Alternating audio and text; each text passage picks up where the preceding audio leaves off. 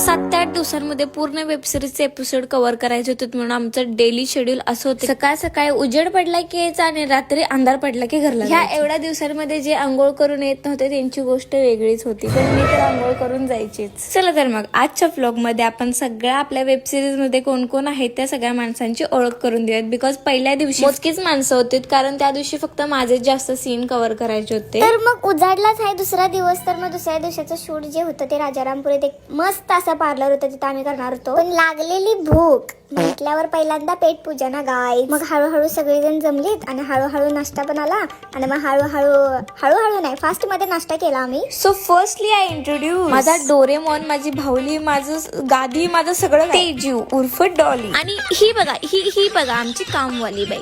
ह्याचं नाव काय माहितीये काय? जाऊ दे, ह्याचं नाव कशाला पाहिजे. मग काय मी काय बोलणारच ना कुठे.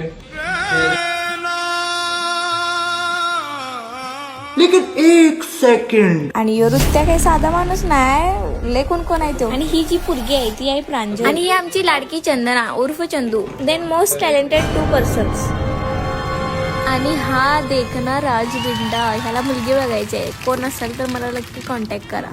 नंतर ही आहे साक्षी. आणि ह्या सगळ्यांचा रोल काय आहे, माझे कोण लागतात हे वेब सिरीज मध्ये, हे सगळं तुम्हाला वेब सिरीज बघितल्यावरच समजणार आहे. तर आपल्या वेब सिरीजचं नाव सुद्धा मी तुम्हाला लवकरच एका पार्ट मध्ये सांगेलच.